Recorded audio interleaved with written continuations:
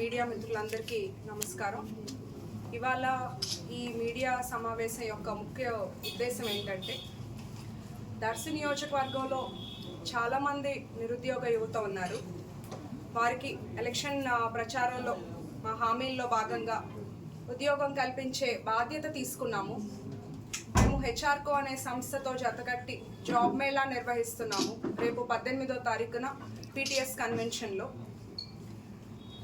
ప్రచారంలో నేను మన దర్శి ప్రజల కోసం ఇక్కడ ఒక పారిశ్రామిక వాడ వస్తుంది, మంచి ఉపాధి అవకాశాలు వస్తాయి, వలసలు తగ్గుతాయని చెప్పడం జరిగింది.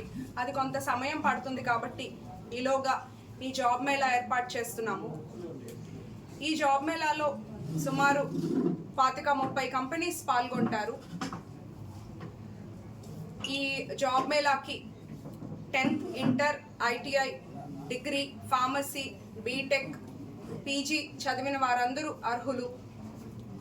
ఈ జాబ్ మేళాలో వారి ఎడ్యుకేషనల్ క్వాలిఫికేషన్ విద్యా అర్హతని బట్టి 1,65,000 నుండి 5,75,000 వరకు సంవత్సరానికి జీతాలు వచ్చే జాబ్స్ వారికి లభిస్తాయి. వివిధ ప్రాంతాల నుండి వివిధ కంపెనీస్ వస్తున్నారు.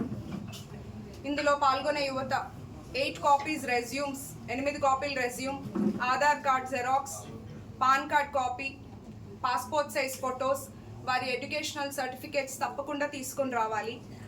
మేము దీనికి సంబంధించి ఒక యాప్ ఇవ్వడం జరిగింది. ఆల్రెడీ ఇప్పటికీ 880 మంది ఎన్రోల్ చేసుకున్నారు. ఇంకా కూడా ఇవాళ రేపు టైం ఉంది. మిగతా వారు ఎన్రోల్ చేసుకోండి. ఈ మంచి అవకాశాన్ని అందరూ యువత సద్వినియోగం చేసుకుంటారని నేను నమ్ముతున్నాను.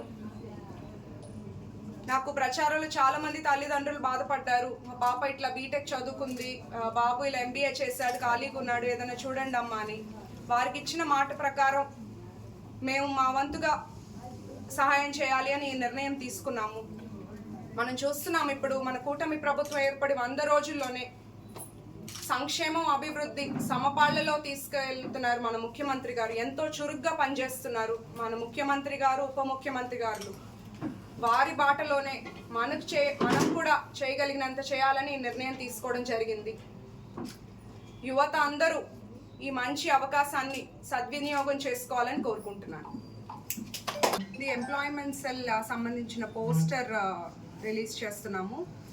మా టీం, హెచ్ఆర్కో టీం కలిసి ఆల్రెడీ ఎంప్లాయ్మెంట్ సెల్ ఏంటంటే గడప గడపకి నియోజకవర్గంలో ఉన్న వారి దగ్గరకు వెళ్తూ వారి వివరాలు, ఎంతమంది అయితే నిరుద్యోగ యువత ఉన్నారో వాళ్ళ ఫ్యామిలీని కలిసి వారి వివరాలు, డేటా ఆల్రెడీ సేకరిస్తున్నారు 15 డేస్గా. ఇది ఒక నిరంతర ప్రాసెస్, ఇది కంటిన్యూ అవుతూనే ఉంటుంది. దీనిలో భాగంగా మేము 4 నెలలకి లేదా 6 నెలలకి జాబ్ మేళా నిర్వహిస్తున్నాము. ఇందులో ఇంకో ప్రత్యేకత కూడా ఉంది. సపోజ్ ఎవరన్నా క్యాండిడేట్ ఇంటర్వ్యూకి ఫిట్ అవ్వలేదు, సరిపోలేదు, సెలెక్ట్ అవ్వలేదు అంటే వాళ్ళు 3 months ట్రైనింగ్ ఇచ్చి మళ్ళీ వాళ్ళని జాబ్లోకి తీసుకుంటారు. అంతేకాకుండా ఎంఎస్ఎంఈ ట్రైనింగ్ కూడా ఉంది.